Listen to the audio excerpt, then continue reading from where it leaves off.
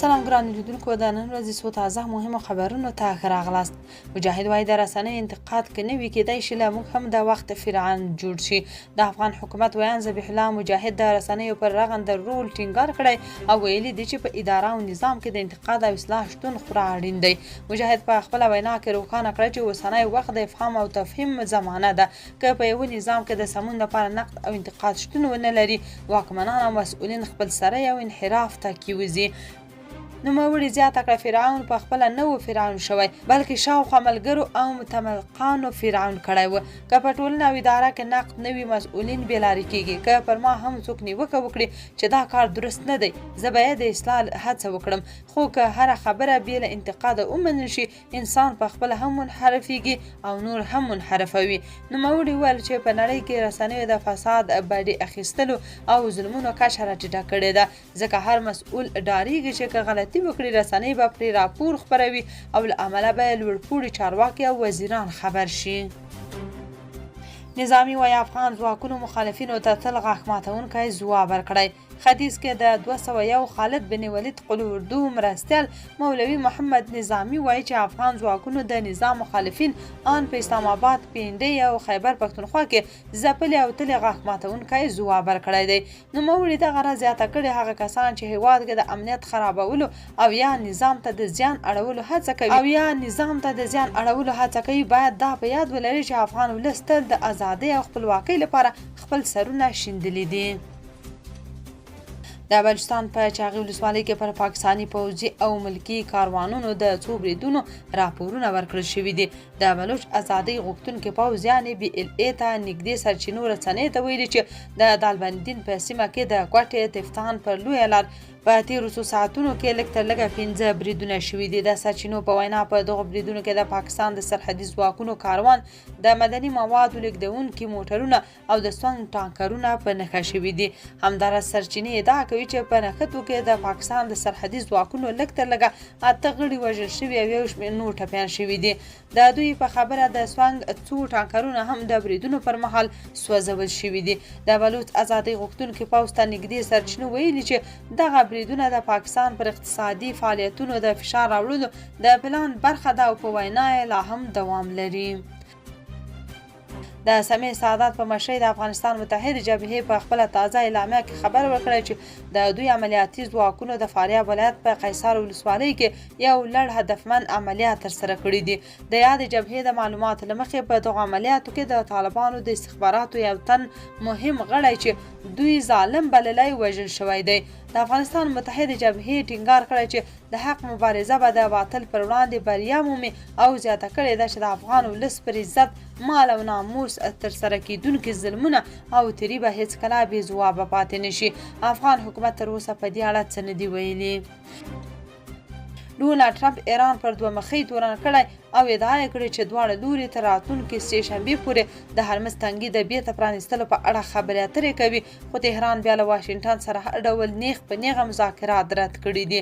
ټرمپ په تروډ سوشل لیکلي چې ایراني لوري په خپله د لیدنو غوښتنه کړې وه، خو اوس وایي چې هیڅ خبرې نه دي شوي. بلخوا د ایران بهرنیو چارو وزارت ویان اسماعیل بقایي دا ادعاوې رد کړې او ویلي دي چې له امریکا سره هیڅ ډول مذاکرات جریان نه لري.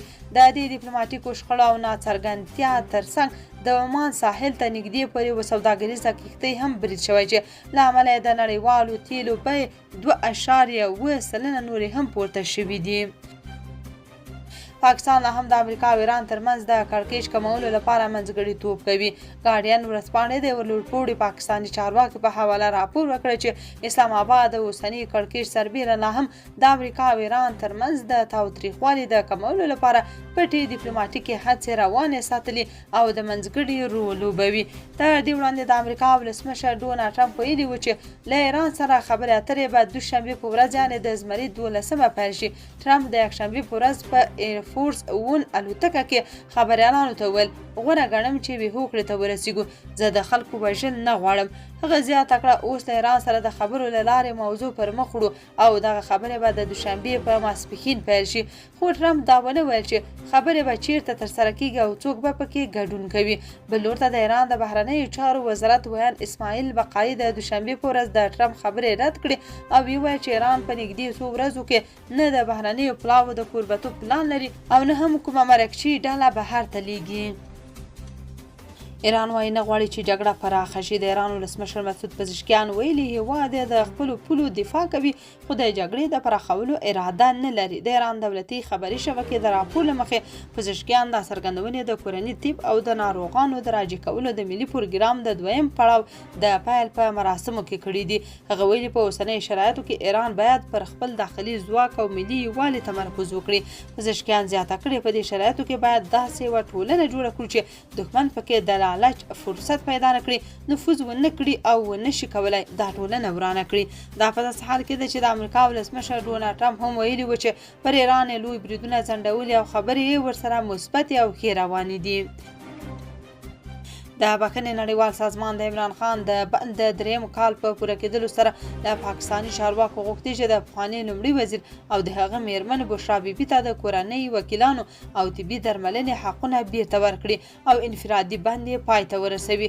د بخښنې نړیوال سازمان د سویلي اسیا سیمه ییزې مشرې ایزابل لاسي ویلي چې پاکستاني چارواکو د 3 کلونو په اوږدو کې عمران خان د عادلانه محاکمې له حق څخه محروم کړی، د اوږدې مودې لپاره یې په انفرادي بند کې ساتلی او د طبي درملنې او کورنۍ د لیدنې حق محدود کړی دی. د نوموړي په وینا عمران خان له 8 میاشتو راهیسې له خپلې کورنۍ سره نه دی لیدلي او د راپورونو له مخې د هغه د سترګو لید هم کمزوری شوی دی.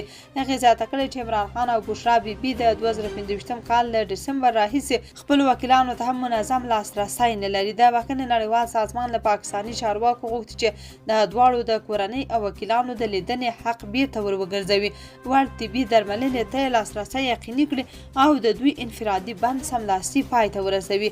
دغه سازمان همدارس له پاکستاني چارواکو غوښتي چې د عمران خان د بند د 3مې کلیزې په مناسبت د هغه د کورنۍ ګوند او پلویانو د سوله ییزو غونډو او اعتراضونو حق تضمین کړي او د اعتراض کوونکو پر ضد له خپل سرو او غیر قانوني اقداماتو ډډه وکړي. نتنیاهو وايي مودي د اسرایلو تر ټولو نږدې ملګری دی. د اسرایلو لومړي وزیر بنیامین نتنیاهو ویلي چې تل ابیب له نوې ډیلي سره د خپلو اړیکو پراختیا لپاره پراخه پانګونه کوي. نوموړي د هند لومړی وزیر نریندرا مودي د اسرایلو له تر ټولو سترو او نږدې ملګرو بللی دی.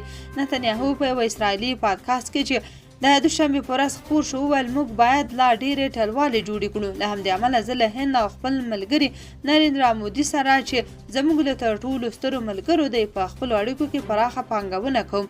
د اسرایلو لومړي وزیر زیاته کړه ویل کېږي چې اسرایل منځوي شوی خو هغه ملاتړ چې اسرایل او زه شخصا په هند کې ترلاسه کوو رښتیا هم حیرانونکی دی.